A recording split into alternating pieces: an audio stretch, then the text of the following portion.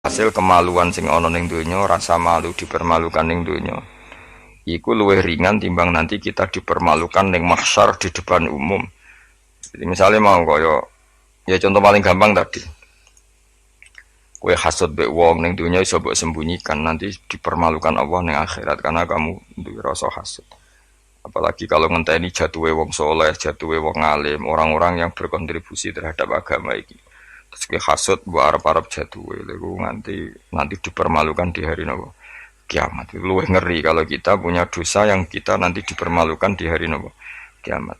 Wasali sute sing kaping 3 iku aya khofain tawa disapa wong mingki bali setane sanging sisi setan. Ayub tilain to batalo sapa setan amal ing amale wong ai sholihat sing amal saleh. Amal soleh yang kita lakukan lama puluhan tahun, ya mau misalnya kita ngurmat yatim puluhan tahun ikhlas, tapi setelah dia jadi dokter atau jadi orang besar ketika lupa kamu terus kue getun karena ngamal sama seseorang yang nggak bisa balas jasa, berarti amal kamu itu dibatalkan. Mulane orang wong alim kecuali cuek karena tadi, tapi kadang masyarakat itu ya angel kandanan. Hampir semua orang alim itu nggak suka kenal santrinya, bukan karena nggak mau, bukan karena tadi sebetulnya ingin sebar mulang ya wes mulang, karena kalau kenal takutnya itu memanajemen atau ngatur-ngatur, kok akhirnya terus kena gak dituruti seakan-akan wong ngaji ini mbak aku kok gak nuruti aku, sehingga banyak orang alim yang milih cuek itu, yang ditakdir kenal ya kenal, yang ndak itu sebetulnya hanya untuk menjaga ikhlas ben tidak selalu mengatur-ngatur. Kena ngatur-ngatur ujung-ujungnya hadun nafsi.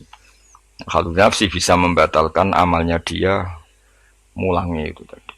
Yang masyhur banyak orang alim yang nggak mau ditemuin muridnya. Bahkan Sufyan Ats-Tsauri itu masyhur.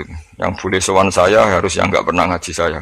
Yang boleh ketemu saya yang tidak ada urusan ngaji dengan saya. Karena takutnya tadi misalnya ada orang alim ngajar 10 tahun sama orang itu. Orang itu jadi orang kaya raya sukses. Kadang-kadang kan manusia ingin sesuatu karena gak dituruti, ngundat-ngundat tak ulang kok gak loyal itu jadi terus banyak ulama yang milih cuek wis. Ditegur ketemu raya wis. Ya tapi ada saja ulama yang nganggo syariat. Justru dikumpul lo ben ada ikatan sampai alumni, mbok ikatan sampai macam-macam. Ya tapi itu ijtihadnya orang macam-macam. Nah, jelas pastikan bahwa semua itu tidak hadun nafsi, tidak karena keinginan itu. Itu memang berat aturan-aturan menjaga ikhlas itu berat. Yang jelas saya pastikan ono wong gawe perkumpulan grup alumni ngaji atau alumni apa saja, asal ndak nafsu gak apa-apa. Tapi kalau kira-kira itu nafsu ya ndak usah diteruskan karena nanti takutnya barang yang kita lakoni, misalnya kayak kula bejenengan kan ngaji Jalalain Amam. Saya tentu suka nggak kenal kalau nuruti karena itu lebih aman secara ikhlas. Tapi kalau terlalu begitu nanti takutnya nggak ada silaturahim, nggak ada penguatan agama Allah karena nggak ada muwasalah, nggak ada sambung menyambung. Itu kan setan itu kan di sisi muwasalah ya kamu diganggu karena nanti bisa memanajemen kalau ndak tersinggung. Itu juga setan. Tapi kalau terlalu tertutup memutuskan diri, mungkin selamat ikhlas karena tidak berharap dari mereka. Tapi resikonya ada beberapa santri kita yang nggak pede ngiyai karena nggak sambung dengan kiainya, atau nggak pede ngiyai karena nggak kenal kiai indukannya, karena takut hukum raiso dan ilmu pas-pasan. Itu kan repot. Dan itu harus dikelola secara ikhlas. Saya punya sekian santri yang di Papua di mana-mana. Kalau nggak sambung saya nggak berani. Takutnya kalau ada pertanyaan hukum dia tidak bisa jawab. Ada orang-orang yang sebaiknya kita tidak sambung karena tipikalnya memang nggak suka sambung. Mungkin dia wataknya pemalu atau wataknya tertutup. Kita kan tidak pernah tahu-tahu watak. Ya kalau masalahnya putus ya putus, tapi jangan putus hubungan hati. Tapi dia tipikalnya orang yang nggak suka kumpul. Cara Jawa itu isinan. Kan orang itu kan macam-macam. Yang penting semuanya jangan karena hadun nafsi. Itu eleng-elengnya. Terus makanya Sufyan Ats-Tsauri masyhur. Soalnya muridnya itu moh tenan. Karena dia takut kemudian menuntut haknya sebagai guru. Nah, korek sab'ah yang terkenal Sayyid Hamzah Az-Zayyad itu dia pernah ada orang sowan, ya Hamzah saya ini punya utang banyak, tolong bilang sama Muhyiddin jenengan yang kaya supaya mensyafaati saya. Jawab Hamzah, Saya minta air putih sama santri saya aja nggak pernah. Menyuruh santri saya supaya melayani saya saja saya tidak pernah. Karena takut itu saya mengkonversi mulang saya menjadi loyalnya santri-santri dan itu menjadikan amal dunia. Itu orang dulu itu macam-macam menjaga ikhlasan sampai se ekstrim itu. Ya tentu tidak semua ulama seperti itu. Ada ulama yang suka ngongkon santri karena biar dapat barokahnya khidmah. Ada ulama yang suka minta tolong santri supaya mereka terbiasa khidmah. Itu kan istihad. Yang penting pastikan diri kamu tidak ada hadzun nafsi. Itu semuanya motifnya itu nafsu itu jangan. Karena tadi kalau kamu terlalu tertutup, terlalu terputus, nanti nggak ada kekuatan Islam dalam hal silaturahim. Makanya dari Imam Ghazali ya tidak semua ulama kayak Hamzah Az-Zayyad, tidak semua ulama kayak Sufyan As-Tsauri. Tapi juga kamu jangan terlalu manajemen. Kira wabe umatem mbok anggap aset. Akhir rombongan umroh spiro mat sak lagi terus dihitung kan. Terus itu kan ya terus repot semuanya diasetkan kan. Semuanya diasetkan. Itu ya bahaya betul itu. Bukan bahaya pada dirinya dia tapi juga bahaya bagi kelangsungan agama karena semuanya jadi materi, jadi aset, jadi itu. Ya sudah kita ngikuti aturannya Allah dan Rasul. Ya nak cara kula paling gampang ya wis alami wae alami nak sing ditakdir Allah kenal ben kenal ora ya wis penting wis buen ngono kabeh wis. Ya sudah darhum sudah sementing tadi ikhlas. Cek kamu memilih tidak kenal ya yang niat ikhlas, milih kenal yang niatnya ikhlas. Semuanya semua itu tidak hadun nafsi. Yang jelas paling parah itu Sufyan As-Tsauri, masyhur. Saking masyhurnya sampai beliau tahu kecemplung sumur ning Arab itu kan sumure ya mesti ini rapati jero sumur. Padahal dia gurunya Imam Syafi'i, gurunya ulama-ulama top. Siapa yang enggak kenal Sufyan As-Tsauri? Setiap ada yang menolong kamu pernah ngaji saya ya pernah. Siapa sih yang kawasan sini yang enggak pernah ngaji jenengan semuanya mau ditolong. Mereka khawatir nulungnya mereka itu sebagai imbalan tahu ngaji. Akhirnya ana muridé sing pinter ya rada kurang ajar tapi pinter. Golek wong Bedui sing ora tau ngaji, mergo ditulung sapa ora gelem. Akhirnya ana Bedui ya rada jakali, iku lho ana wong kecemplung sumur tulu, Bedui rono. Kamu ngaji ya, ambek kowe ora kenal ngaji opo. Aja terus gelem ditulung mbek Bedui. Mergo ora tau apa. Berarti wong iku nulung yo ikhlas mergo ngerti ana kecemplung ditulung. Sufyan As-Tsauri ya gak perlu jadi kompensasi. Tahu ngaji sampai segitunya untuk paling ekstrim dalam bab itu tuh Sufyan As-Tsauri. Tapi wong ya keramat. Hamzah Az-Zayyad itu termasuk korek sabah dengan diantara qura sabah ada namanya Hamzah itu ya keramat. Kiai kok kakek manajemen santri ini gue serang arah keramat. Ya, tapi yo rapopo tapi serapati keramat. Ya karena tadi apa ya tetap lama-lama itu jadi hadun nafsi. Misalnya Kiai ini di biro umroh terus anak buahnya santri ini juga umroh lewat travel ya rodok piye terus kamangane ra enak. Tapi ya tidak salah, tentu ya sah saja karena santri ini ya kurang ajar juga wong karuan Kiai ini di biro kok daftar biro liya Kiai ini sama santrinya ya kacau juga. Tapi Kiai ini terlalu berharap ya kacau juga. Yang sing selamat sapa? Sing karuan ra kelar umroh iku malah selamat ya.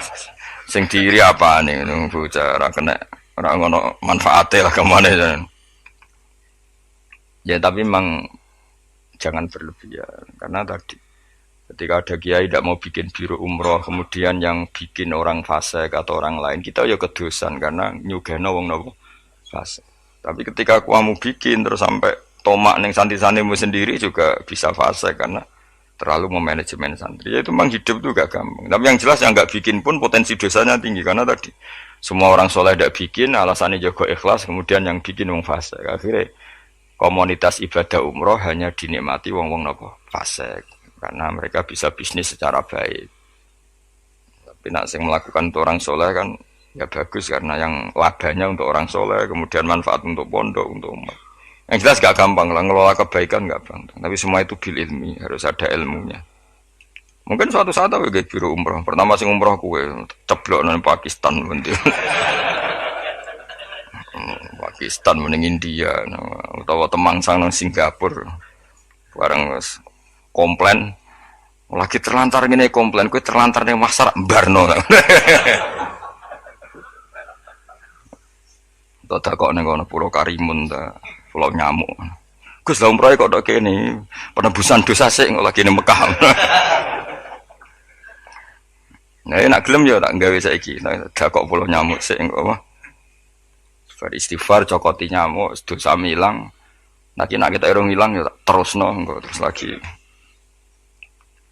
Kulo paling wedi nggih manajemen angel, ngaji itu angel. Tapi siapapun itu anut umumnya ulama. Setahu saya guru-guru kita ku ya ana sing gawe warung, ana sing duwe toko karena tadi nak santri blonjo ning liyane ya sakake kiaimu. Tapi kalau terlalu berharap ya sakake santri itu kan enggak gampang memanajemen. Begitu juga umroh ya gitu, haji ya gitu semuanya. Makanya Rasulullah itu unik. Rasulullah itu di banyak hal juga kelihatan nggak apa-apa nggak kenal sahabat. Karena ya mungkin Nabi ingin semua orang punya dunia sendiri-sendiri gitu. Tapi kadang kelihatan tanya-tanya sahabat yang nggak hadir ditanyakan, yang nggak kelihatan ditanyakan. Ada yang nggak ditanyakan karena tadi tipikal orang itu macam-macam. Ada yang suka ditanya, ada yang suka enggak. Allah bikin watak manusia kan beda-beda. Ono sing wong sowan kiai malah ngel-ngelo kiai. Saking sopane mlungker terus nak gak ditakoki gak omong. Malah bingung to kiai ini maksudnya ku piye sowan mau mlungker tok terus. Ah ono sing sowan niku saking ramahe menomong ngerti kiai ini ra keduman ngomong. Oh jenenge wong akeh, ngono. Wong akeh. Ya sing barno semacam-macam dunya. Malah ngel-ngel wong semua terus piye kiye ini bukan piye. Dikandani ora roh maksude ku piye. Ditakoki yo keselen takok. Mau jawab sitok angking sopan. Warafi uta kang kami papa tu aya khofain tawti sapa wong mingkibal di malakil mauti saking sisi malakatul mauti. Ayak khoda ento ngalap sapa wong ing wong ayak bida tegese jupuk sapa wong ruhahu. Yak bida tegese jupuk sapa malakul mauti ruhahu ing nyawane wong halakoni. Ing tingkah anane wong fi ghaflatin ing dalem lali anillahi taala sing Allah taala bahtatan kelan dadaan efujatan tegese dadaan min wa ditaqaddumi sababil mauti saking tanpa sebab pemulaan kematian. Kita selalu takut ujuk-ujuk malakul mauti jupuk nyawa kita dalam keadaan lupa Allah Subhanahu wa taala. Nah nek ape mati loro sik yo ana hikmahe supaya iso siap. Siap, tapi aja terus loro dunia muntek gue ngobat terus mati. Aduh sih gak sopan ya, wah gak sopan. Dunia loro kok anti dunia entek lagi mati suwung nak bakat. Aduh bakat apian. Mbok yo aja manak mati ae ora usah ngentekno dunia sik sake anakmu iku. Kadang wong kan akeh loro, piye? Ngentekno dunia, bariku tetep mati. Cara kula iku kurang beretika. Sake aneh. Aja geman ngono maksude saake kan anak apa? Jadi donga Gusti nak badhe njenengan pejahi nggih monggo mumpung niki kula pun siap wis mati. Ya nganggo dunya sak kadar aja dintekno sik tetep mati. Sampai wong tuane bingung coba jenenge wong. Anake bingung, bojomu bingung, piye ndak kok tetep mati.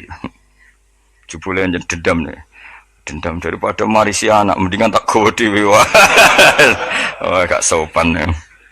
Ini rasa tahlili. Mung kelakuane ngono. Wal khamisu te sing kelima iku ngene, ay khofu tegese wedi sapa wong mingki bali dunya sangi sisi dunya.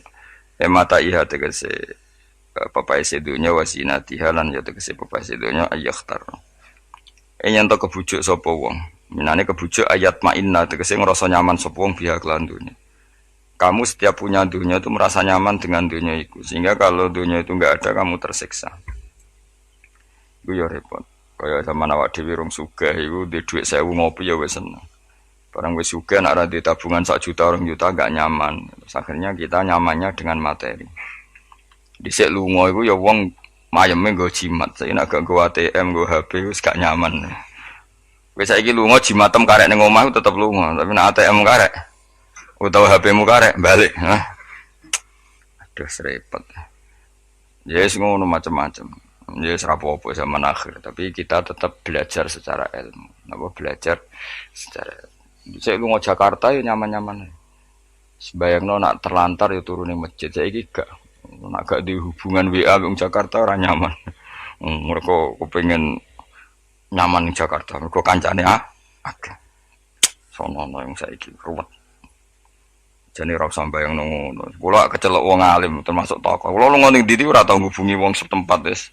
Anut kula biasa teng terminal Surabaya suwi bisira liwat santai. Kabeh kawulane pangeran ketemu wis ribet, ketemu dagang asongan di kawulane pangeran kabeh umat Nabi wis ora ribet. Ditulung wong sugih iku bolak-balik diterno. Ala wong awam iku bolak-balik. Soale urip ora usah di manajemen ben kono. Ning donya mesti 8 menit kok ribet. Dadi uripem iku umure donya mulai digawe nganti kiamat iku dinisbatno akhirat ana sing ngitung 8 menit. Iku mulai pertama donya digawe nganti dina kiamat. Dinisbatno selawase akhirat mok 8. Pemene umur terima 80 tahun iku 0000 sekian. Ya ngono kok ben dihormati wong ben dicucuk wae ora penggawean ben. Tapi kalau kamu nggak suka dicucuk orang, nggak suka dihormati, itu juga buruk juga kalau berlebihan karena kamu ndak ingin umat punya adab, punya etika.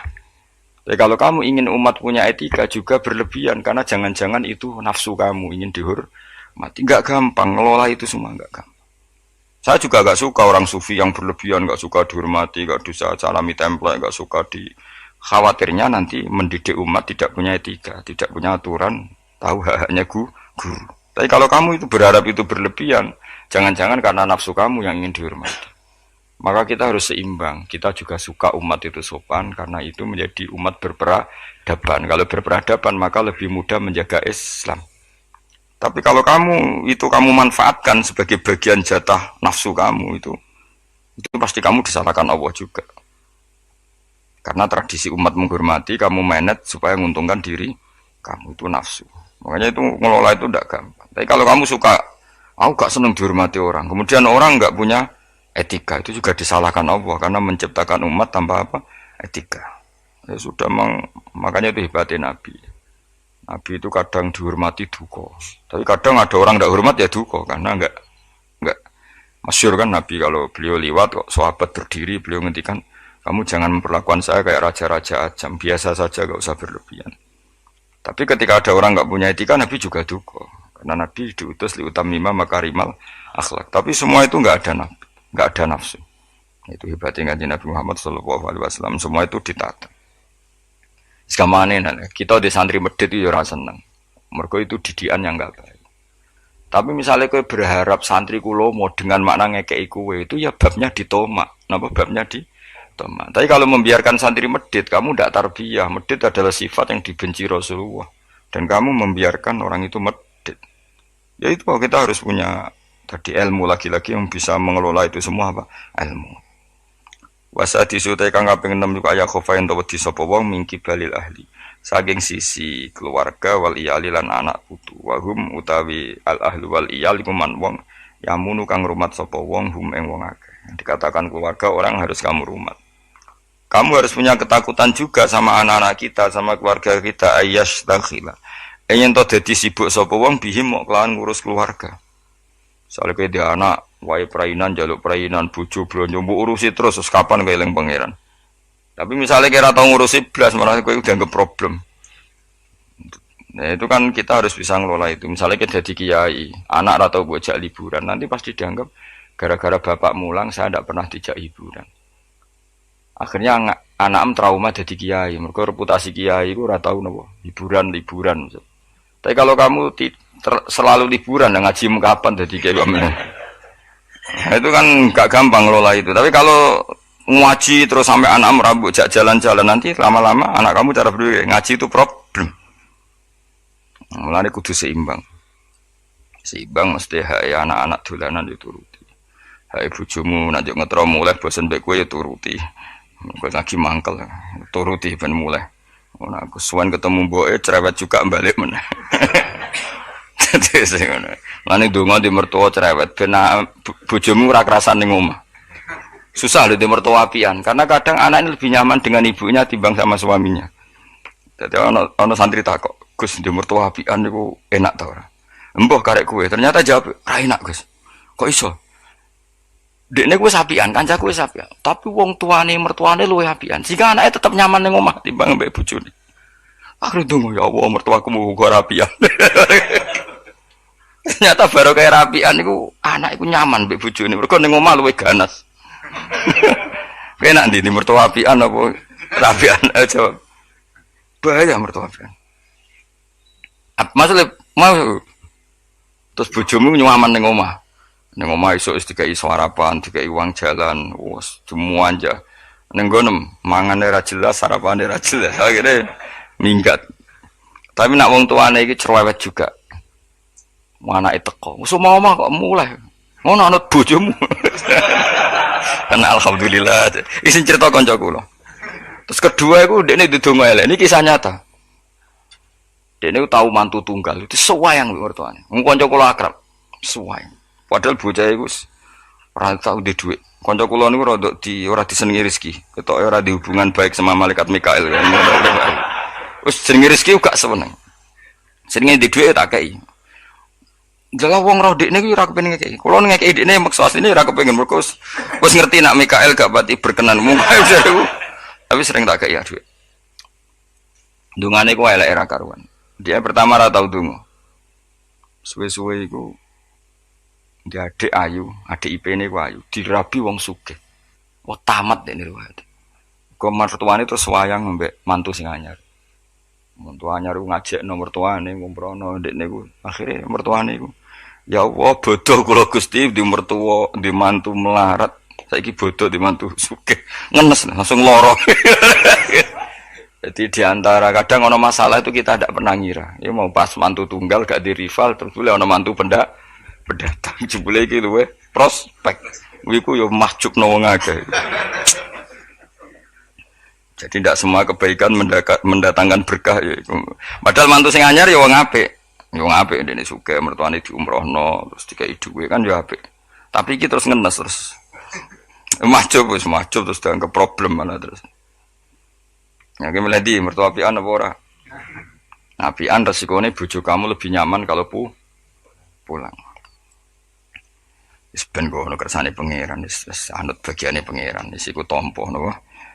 Yang jelas keluarga itu jangan menyibukkan kamu ang zikrillah sange eling Allah taala wa antaati lan sange taat ning Allah. Wal maqalatu sadisati ku analien karo mawa aja anahu qol man desapane wong jam'a ngumpul sapa man sitata khisolen 6 hal. Lam yadak mongko ora ninggal sapa man lam yatruk mongko tegese ora ninggal sapa man dul jannati maring swarga matloban ing golekan mesti golekan. Dia tidak meninggalkan sesuatu yang menjadikan dia perlu nyari surga wala anari mahruman. Lan ora sangin rokok mahruban ing nggon mlayu. Dadi gampangane orang yang melakukan 6 hal ini dia sudah gak perlu nyari-nyari cara masuk surga dan gak perlu nyari-nyari cara menghindar dari neraka. Artinya dia sudah memenuhi kualifikasi untuk masuk surga. Hadis citatu tege utai 6 iku mafatihul jannati iku kuncine swarga wa maghaliqun nari lan dadekno gemboke neraka. Dadi kalau kamu melakukan 6 hal ini berarti kowe entuk kunci untuk masuk surga dan minangka kowe wis ngunci neraka. Dadi neraka ora ana dalan kanggo kowe, mergo semuanya terkunci. Awaluha, makanya ini hebat Ibnu Hajar Al-Asqalani yang Sayyidina Umar cerita semuanya misteri. Ridane Allah misteri, sukhtuwa misteri. Dan dawuh Sayyidina Ali ada 6 hal sing dadekno kowe iku mesti mlebu swarga. Nak mbok lakoni neraka ketutup. Jadi pas neraka liwat, kowe pas liwat tuh neraka ditutup. Swarga dibuka. Jadi kabeh mlebu ra iso nerakane ditutup. Nah, kowe jogeman lewat pas neraka buka, paham ya? Tak warai trike, oh jogeman lewat pas neraka. Nah pas kowe liwat itu kita bukaan kabeh, bahaya ngono wae. Bahaya. Ya jadi kudu duwe mafatihul jannah wa maghaliqun nar, wa mafatihul jannah wa maghaliqun nar. Jadi kita duwe kunci go buka swarga. Ya duwe carane ngunci, nutup neraka. Jadi kan mesti liwat neraka Mas. Rumang samu swarga gak liwat neraka sih. Iku bahaya nak bukaan iku. Bahaya. Ya kena kok. Siji ya jelas ya mafatihul jannah wa maghaliqun nar dawuh Sayyidina Ali. Awaluha utawi kawitane iki kabeh sitah iku arafallah. Ngerti sapa wong Allah taala, ngerti bi annahu mlane ngaji. Kelan satemene Allah khaliqu sing gawe ndekne wa raziquhu lan sumaringi rezeki ndekne wa mukhihi lan sing uripno ndekne wa mumitu lan sematene. Kita harus ma'rifatullah bahwa Allah itu zat yang super bagi kita. Karena dia pencipta kita, dia pemberi rezeki kita yang menghidupi kita. Oh, ta'alluq mbek Allah luar biasa. Setiap saat kita ingat bahwa zat terpenting dalam hidup kita adalah Allah. Cara meneling duit ATM eling opo iku. Eling wae eling apa? Iku pertama kunci sing dadekno swarga kebuka, neraka ketutup. Jadi nanti jalur yang kamu lewati neraka ketutup. Swarga kebuka. Jadi pas kowe mlaku saenak dhewe lah ora ngara ceblok wong ketutup. Tapi nak bukaan wah resiko you know. Sause roh pangeran fa atoa mengkono ati sapa wong hu ing Allah fa wa faqahu mengko nyocoki sapa wong hu ing Allah fi awamirihi dan boro-boro perintah Allah. Wes kenal Allah dengan semestinya kemudian mentaati Allah. Nomor loro wa arafalan kenal sapa wong asyetona ing setan. Ngerti bi anau lan sak temene setan aduhu musuhe wong fa asahu mengko durakani sapa wong ing setan ay khalafa. Tegese nyulayani sapa wong amrohu ing perintah setan. Dia kenal setan kemudian menjauhi setan. Ora kenal malah terus akrab iku ke. Wa arafalan kenal sapa wong al akhirata ing akhirat bi anau lan sak temene akhirat darul baqa omah keabadian fatolabah. Mongko goleki sapa wong hak ing akhirat bisti dadi zati kelan nyediakno sangu lah maring akhirat. Wa arafalan ngerti sapa wong adunya ing donya bi ana kan satene donya faniyatun rusak. Wa ana lan satene donya darul mamari mo omah guliwatan tok. Mengerti nak donya mau liwatan tok farofado mongko buang sapa wong hak ing donya etaro katekse buang sapa wong hak ing donya. Walam yakhut lan ora ngalap sapa wong minat sang ing donya illa bi qadri zati kecuali kelan kadar sangune wong lil akhirati krana akhirat. Wa arafalan ngerti sapa wong al haqa ing hak ay sawab batik sing bener minal ahkami sing mlebu hukum fattaba mongko anut sapa wong hu ing hak wa amila lan nglakoni sapa wong hu ing hak ngerti barang hak kemudian ngikuti dan mengamalkan.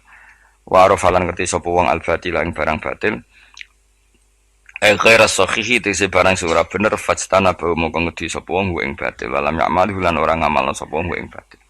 Ya iku cekeli ya punya 6 hal sing dadekno swarga dibuka neraka tutup mun niku kudu yakin enul yakin. Kula lah nggih kepingine kula pokoke pas liwat tuh pas tutup.